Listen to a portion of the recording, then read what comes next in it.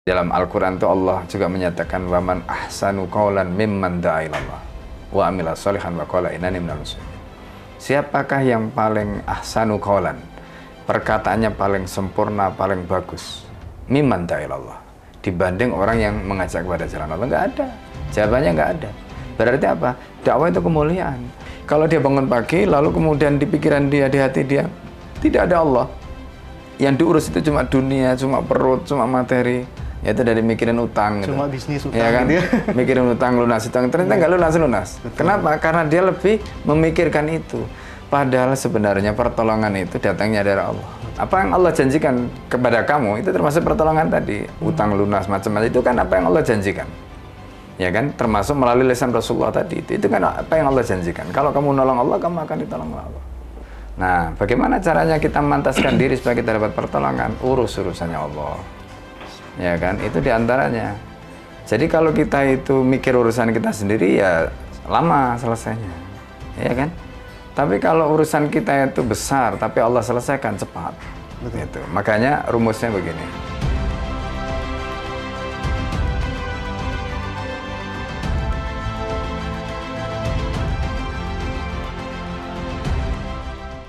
Bismillahirrahmanirrahim. Assalamualaikum warahmatullahi wabarakatuh. Sahabat sekalian dimanapun Anda berada, alhamdulillah saat ini saya Lukman merasa sangat luar biasa di channel MTR Miliarder Club Lunas Utang Miliaran. Kita kedatangan tamu istimewa. Alhamdulillah kita kedatangan Kiai Haji Hafiz Abdurrahman MA.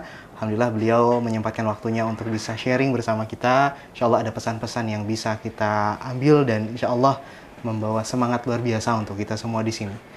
Nah ini mungkin saya sapa dulu Kiai. Assalamualaikum, apa kabarnya? Assalamualaikum warahmatullahi wabarakatuh. Alhamdulillah. Alhamdulillah. Jadi gimana Mas Lukman? Alhamdulillah baik Pak Kiai. Alhamdulillah. Jadi Pak Kiai ini beliau pimpinan daripada Ma'had Hakaf Syaraful Haramain. Insya Allah sahabat sekalian mungkin sebagian sudah tahu ya. Ya, ini Masya Allah mudah-mudahan kita bisa mendapatkan ilmu dari beliau. Dan sebetulnya Pak Kiai mungkin sekarang lah umumnya gitu ya. Banyak masyarakat di Indonesia ini khususnya gitu umat muslim bahwa sekarang mulai sadar ya, mulai menyadari bahwa kekuatan dakwah itu gitu ya, Islam itu kekuatan dalam dakwah. Apakah benar Pak Kiai, mungkin ada yang bisa dibantu dijelaskan terkait hal itu? Ya, pertama ya assalamualaikum warahmatullahi wabarakatuh. Waalaikumsalam warahmatullahi wabarakatuh. Untuk pemirsa MMC yang dimuliakan oleh Allah Subhanahu wa taala, yang pasti bahwa Islam itu sistem. Islam itu sistem. Jadi kita sebagai seorang muslim harus memulai Islam sebagai sebuah sistem. Nah, di dalam sistem Islam itu bukan hanya berisi gagasan seperti akidah atau hukum syara sebagai solusi, tapi di sana juga ada bagaimana Islam itu diterapkan, bagaimana Islam itu dipertahankan, bagaimana Islam itu diemban. Nah, disitulah peran dakwah. Jadi karena itu dakwah tidak bisa dipisahkan dari Islam. Bahkan Rasulullah SAW sendiri memberikan pujian, memberikan doa. Bahkan bukan hanya Nabi. Dalam satu hadis Rasulullah menyatakan, "Naddarallahu sami'an maqalati fawa'aha fa'addaha kama sami'aha." Itu doa Rasulullah. Naddarallah, semoga Allah Subhanahu wa taala menerangi, ya, menerangi orang yang mendengarkan maqalati, ya, naddarallahu sami'a, ya, maqalati. Jadi orang yang mendengarkan sabda Nabi kemudian fawa'aha, dia menghafalnya, fa'adaha, kemudian dia menyampaikannya kama sami'aha, ya, seperti ketika dia mendengarkan itu. Berarti apa? Dia berdakwah, dia mendakwahkan apa yang dia dengar tadi itu. Itu doa Rasulullah, ya, untuk seorang pembawa dakwah. Kemudian di dalam hadis Rasulullah SAW juga disebutkan di sana, ya, ada satu hadis yang sangat masyhur, ya, dalam hal ini. Innallaha wa malaikatahu wa ahlas samai wa ahlal ardi hattal khawt fil bahri la yusalluna mu'alliman nasa al khair. Jadi sesungguhnya Allah, malaikat dan seluruh penghuni langit, termasuk seluruh penghuni bumi, bahkan ikan paus di laut, itu semuanya mendoakan, mu'alliman nasa al khaira, orang yang mengajarkan kebaikan kepada orang lain. Siapa orang mengajarkan kebaikan pada orang lain? Ya, dalam hal ini adalah pengemban dakwah. Nah, oleh karena itu bukan hanya Nabi yang mendoakan, bahkan Allah, malaikat, seluruh penghuni langit, seluruh penghuni bumi, bahkan ikan paus pun ikut mendoakan. Ini kan kemuliaan yang luar biasa. Nah, ini yang seringkali tidak disadari. Nah, oleh karena itu, ketika kita sadar bahwa dakwah itu kewajiban, bukan hanya kewajiban, tapi sebenarnya dakwah itu kemuliaan. Karena tadi itu, ya, bagaimana tidak mulia, wong. Di dalam Al-Quran itu Allah juga menyatakan, waman ahsanu qawlan mimman da'a ilallah wa amila sholihan wa qala innani minal muslimin. Siapakah yang paling ahsanu qawlan? Perkataannya paling sempurna, paling bagus. Mimman da'a ilallah, dibanding orang yang mengajak kepada jalan Allah. Nggak ada. Jawabannya nggak ada. Berarti apa? Dakwah itu kemuliaan, bukan hanya kewajiban. Artinya ini sesuatu yang luar biasa. Dalam konteks sistem tadi, ini bukan hanya sekedar hukum yang wajib, tetapi ini adalah hukum yang sangat penting. Kenapa penting? Karena dengan dakwah itu maka Islam bisa sampai kepada seluruh makhluk. Dengan dakwah kemudian Islam tegak sebagai sebuah peradaban. Dengan dakwah maka kemudian dunia ini bisa diselamatkan. Islam menjadi rahmatan lil alamin tidak akan mungkin tanpa dakwah. Ada proses itu berarti Pak? Iya, karena itu maka sampai Rasulullah SAW itu menyebutkan dalam hadis riwayat Al-Hakim. Laisa min di situ disebutkan man asbaha wa lam yahtamma bi amril muslimin. Jadi tidak di situ disebutkan man asbaha, kalau ada orang itu bangun pagi walam yahtamma bi amril muslimin, dan dia tidak peduli dengan urusan kaum muslimin, ya, maka falaysa minhum, dia tidak termasuk orang Islam. Sampai begitu. Rasulullah itu menunjukkan betapa luar biasanya posisi tadi itu. Dalam riwayat itu juga disebutkan wa man asbaha wa laysa hammuhu minallah falaysa minallahi min syai'. Kalau dia bangun pagi lalu kemudian di pikiran dia, di hati dia tidak ada Allah, yang diurus itu cuma dunia, cuma perut, cuma materi, yaitu dari mikirin utang, cuma gitu. Bisnis utang, ya kan? Gitu ya? Mikirin utang, lunas utang, ternyata nggak lunas. Kenapa? Karena dia lebih memikirkan itu. Padahal sebenarnya pertolongan itu datangnya dari Allah. Betul. Ada yang dilupakan. Anda mau ikut training, kalau Allah nggak ngasih pertolongan nggak selesai. Betul. Ya kan? Ilmunya dapat, tapi soal rezeki itu bukan soal ilmu. Betul. Orang punya ilmu banyak belum tentu rezekinya lancar. Ya kan? Nah, oleh karena itu persoalannya tadi di situ Allah ya menjelaskan melalui lisan Rasulullah SAW tadi itu. Jadi kalau orang itu bangun pagi lalu kemudian dia pikirannya, hatinya tidak ada Allah, artinya dia tidak peduli dengan urusannya Allah. Apa urusannya Allah di sini? Ya itu tadi, menyebarkan Islam, dakwah dan sebagainya. Nah, maknanya apa? Kalau kita tidak ngurus urusannya Allah, Allah nggak akan ngurus kita. Falaysa minallahi min syai'. Berarti apa? Allah nggak ngurus, nggak peduli sama kita. Nah, itu artinya apa? Berarti kalau kita ngurus urusannya Allah, Allah akan urus urusan kita. Lah kalau kita diurus urusannya sama Allah, beres semua. Nah, itulah barokahnya dakwah. Jadi ya, ini kan? Luar biasa nih, saya punten Pak Kiai. Jadi kalimat tadi itu kalau kita nggak ngurusin urusan Allah, Allah juga ngurusin kita. Iya. Jadi sebuah keutamaan ya dari dakwah ini, bahkan kemuliaan.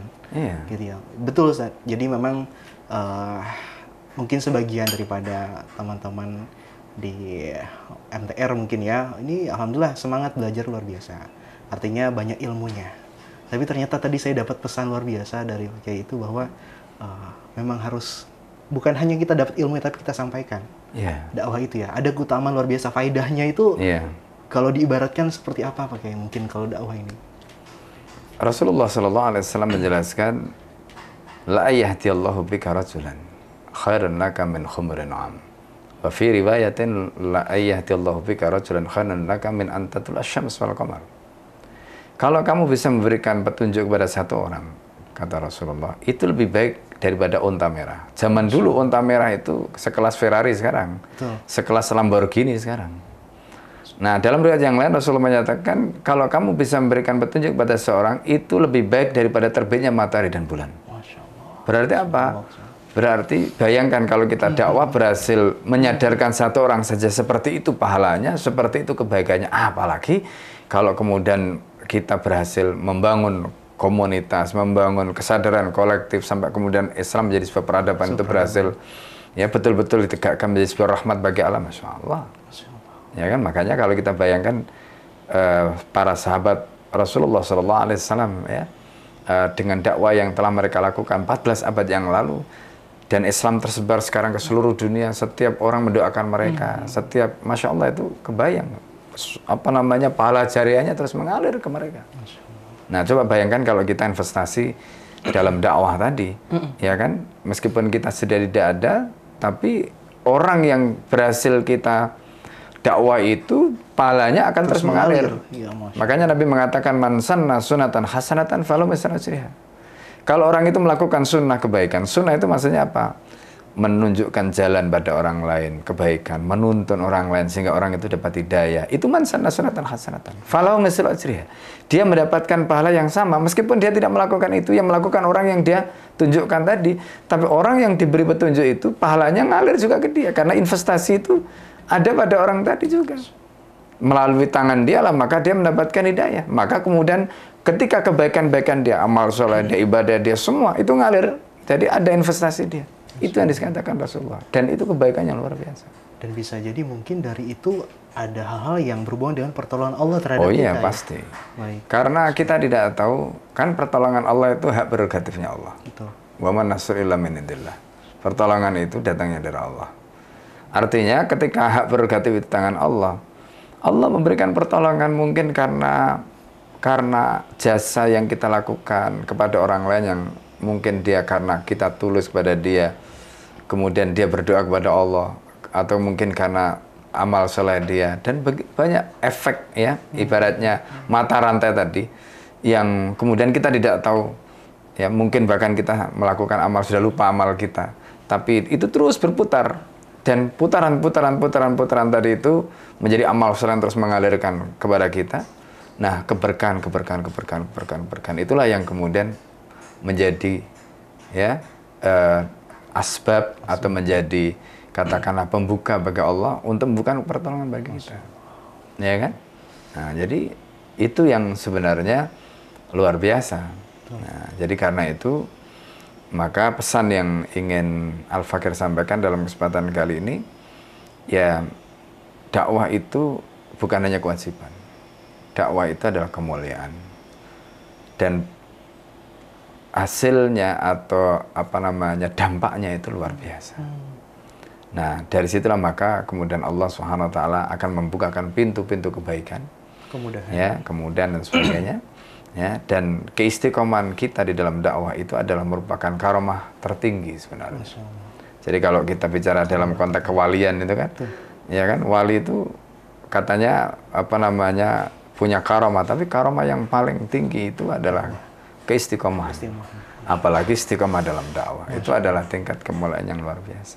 Ini luar biasa, saya mendapatkan ilmu yang luar biasa. Jadi saya baru tahu justru karomah dari dakwah ini luar biasa istimewanya ya, Masya Allah. Dan memang begini Pak Kiai, mungkin sedikit lagi yang ingin kami diskusikan adalah akhir-akhir ini ya, kalau kita lihat daripada sebagian warga MTR ini, alhamdulillah sebetulnya niat kita semua luar biasa ya, ingin sekali menyadarkan masyarakat daripada tabiat berutang, dan banyak mereka akhirnya tersadar gitu ya.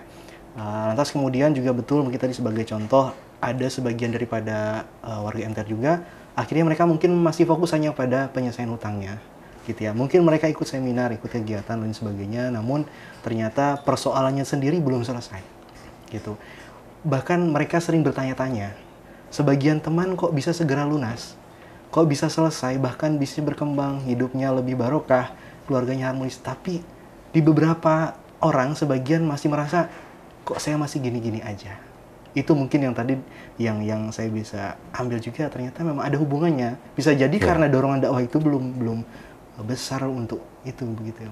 Pertama yang harus diyakini, pertolongan itu Allah. Allah ngasih pada siapa yang Allah kehendaki. Innal fadla biyadillah yu'tihi man yasha.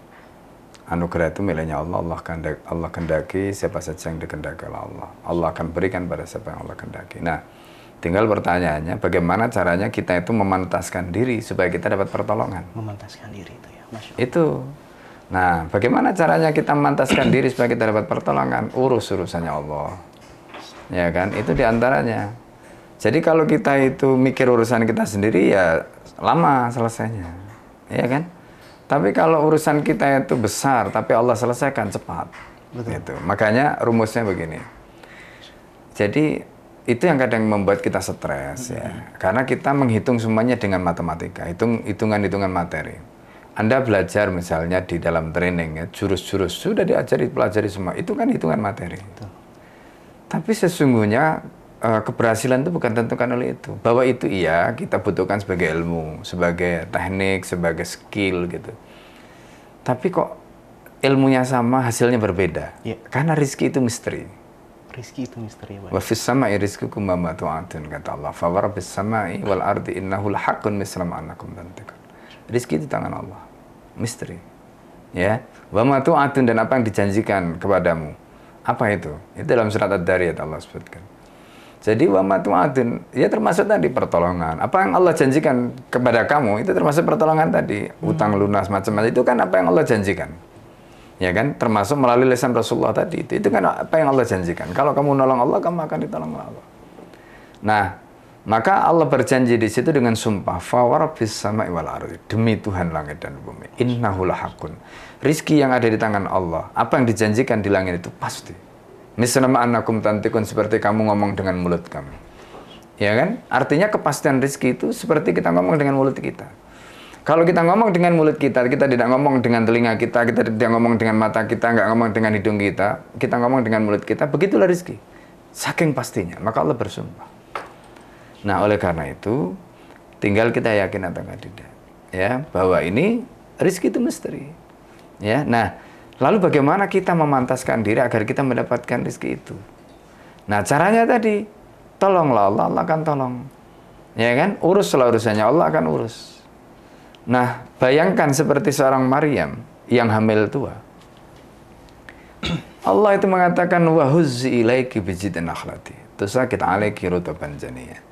Bayangkan orang hamil tua, kondisinya lapar, terusir dari kampungnya, nggak ada siapa-siapa di situ, letih duduk di bawah pokok kurma.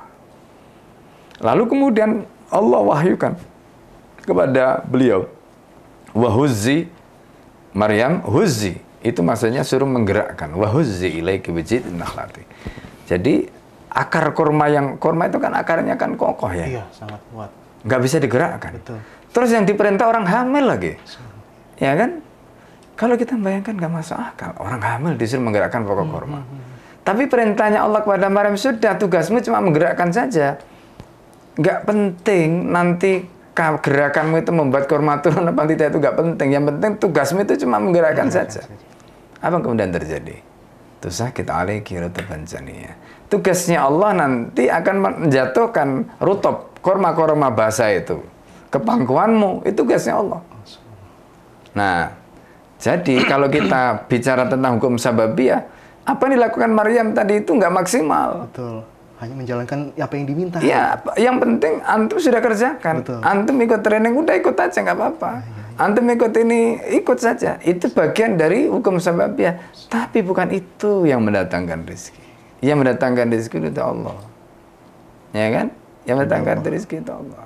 Nah, disitulah bagaimana caranya memantaskan tadi, itu yang justru penting. Maka dengan dakwah, istiqomah, menolong Allah, itu pintunya, itu kuncinya.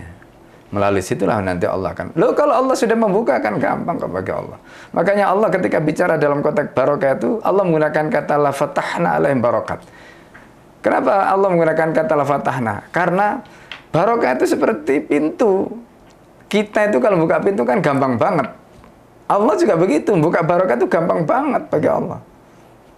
Kalau kita membayangkan nggak nyampe, karena kita nggak pegang kuncinya, ya kan, nggak tahu pintunya. Tapi bagi Allah gampang. Maka Allah menggunakan kata la fatahna supaya kita merasa seperti kita ketika buka pintu gampang banget. Artinya bisa jadi apa yang kita doakan selama ini, harapkan mungkin Allah sudah kasih, cuma masih tertutup begitu kayaknya. Ya boleh jadi. Ketika Allah buka, begitu. Ketika Allah buka, nah bagaimana caranya tidak Allah buka? Nah disitulah. Makanya selain amal soleh berupa dakwah dan sebagainya tadi, kedekatan kita dengan Allah. Nah, jadi itu yang kita sebut dengan apa namanya, idroksila billah, kesadaran bahwa kita punya hubungan dengan Allah. Maka di dalam melakukan amal itu, falsafah Islam itu kan masul madabir roh. Jadi semua amal kita itu materi. Itu harus selalu dihubungkan dengan roh, yaitu Allah. Ketika itu dihubungkan dengan roh, kita nanti akan punya kekuatan yang tidak bisa apa namanya terkalahkan. Kita punya kekuatan yang maha dahsyat karena Allah yang menolong kita. Ketika kita melangkah sendiri, langkah kita itu bisa kita hitung. Karena itu nggak sampai, nggak nyampe-nyampe. Tapi begitu kita melangkah di mana langkah kita itu di sana ditolong oleh Allah, kemudian dipercepat, dilipat gandakanlah Allah, maka dalam waktu yang singkat semua akan tercapai. Itu yang kadang kita nggak bisa menghitung. Nah, tadi banyak amazing dalam kasus-kasus seperti tadi itu bergantung pada masing-masing amalnya masing-masing. Bergantung pada masing-masing orang tadi. Keyakinannya, kebersihan hatinya, keimanannya. Ya. Makanya ini bukan soal ilmiah. Ilmiah itu maksudnya apa? Gurunya sama, ilmunya sama, langkahnya sama, kok hasilnya beda. Rizki itu nggak bisa diilmiahkan. Misteri lah. Gitu. Misteri. Ya. Gitu. Ya. Ya. Artinya memang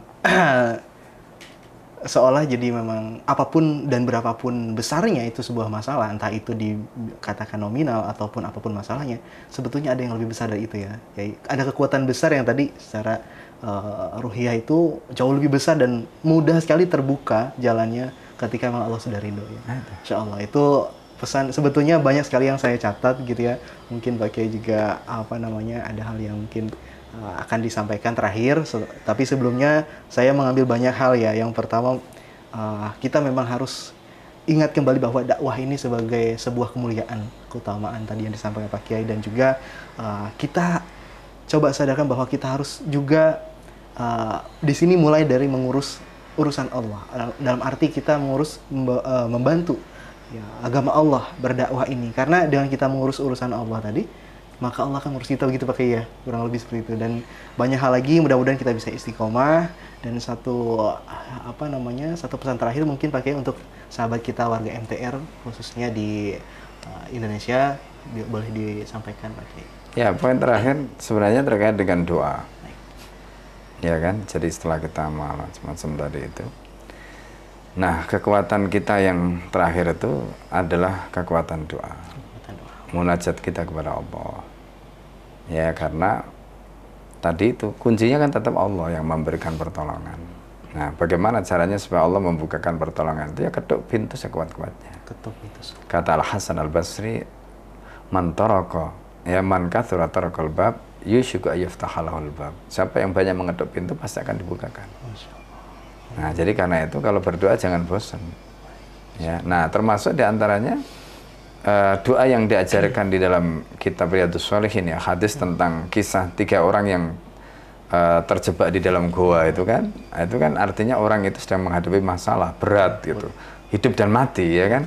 Kalau batunya itu nggak pecah dia mati gitu. Karena kekurangan oksigen. Maka kemudian hadis itu mengajarkan kita tentang tawasul. Apa yang saya ingin ceritakan, Al-Fakir ingin ceritakan dalam hal ini. Jadi begini, ketika misalnya kita melakukan amal soleh, entah itu dakwah, entah itu apa tadi, itu bisa kita gunakan dalam kondisi tertentu untuk tawasul pada Allah. Ya Allah, hamba sudah melakukan amal begini, mengajak orang begini, maka dengan amal ini ya, maka mudahkanlah ya kan urusan hamba untuk menyelesaikan ini itu dan sebagainya. Itu bagian dari tawasul. Nah, kisah tentang 3 orang yang terjebak tadi kan kemudian diberikan pertolongan oleh Allah. Nah, kita juga sama. Artinya dengan cara seperti tadi Allah juga akan buka pintu pertolongannya, ya kan? Dengan wasilah amal soleh. Kita bukan ibarat kalau orang Jawa bilang itu bukan ngundat-ngundat ya. Ngundat-ngundat itu nyebut-nyebut, enggak. Tapi memang itu diajarkan. Gitu diajarkan. Ini kan kayak orang berdoa itu kan kayak orang ngajukan proposal kan ya, gitu. Betul. Orang kayak ngajukan proposal. Nah, kita itu istilahnya dengan amal kita itu mengajukan proposal pada Allah untuk menunjukkan bahwa kayaknya saya ini sudah pantas gitu ya. Doa saya diijabah, keinginan saya seperti ini dikabulkan. Begitu kira-kira. Maka insya Allah. Ini juga bagian dari cara yang diajarkan dalam hadis itu. Nah, oleh karena itu dengan amal yang luar biasa tadi, amal soleh dengan macam-macam tadi itu. Maka kalau itu kita gunakan untuk tawasul pada Allah dengan doa yang kita panjatkan tadi, maka insya Allah Allah akan buka pintu kemuliaan itu. Nah, begitu. Amin, Masya Allah. Ini sebetulnya ingin sekali, masih banyak hal yang ingin disampaikan gitu ya, ingin diskusikan. Namun insya Allah ini sudah banyak sekali yang bisa kita dapatkan, sahabat sekalian. Tadi banyak hal, kunci-kunci ini mudah-mudahan bisa kita jadikan pembelajaran dan juga terapkan pada hidup kita. Tadi pesan yang luar biasa dari Kiai Haji Hafiz Abdul Rahman, luar biasa. Kita tetap belajar, karena di pembelajaran itu kita mendapatkan ilmu. Sebagai asbab kita mendapatkan ilmu, setelah belajar kita dakwah, kita sampaikan apa yang kita pahami. Mudah-mudahan itu jadi wasilah kita tadi, mengetuk daripada pintu-pintu kemudahan.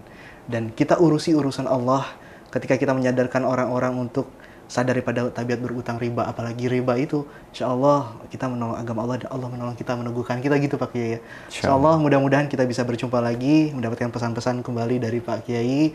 Saya ucapkan terima kasih mewakili sahabat sekalian di MTR. Mudah-mudahan insya Allah apa yang disampaikan sangat luar biasa bermanfaat Pak Kiai. Amin. Doakan kami mudah-mudahan kami istiqomah. Amin. Insya Allah. Dan Allah mudahkan kita untuk menjadi satu kontribusi buat kebangkitan umat. Amin. Amin. Baik Pak Kiai, sekali lagi teman sekalian, mohon maaf apabila ada kesalahan. Mudah-mudahan apa yang kami sampaikan menjadi manfaat. Wassalamualaikum warahmatullahi wabarakatuh.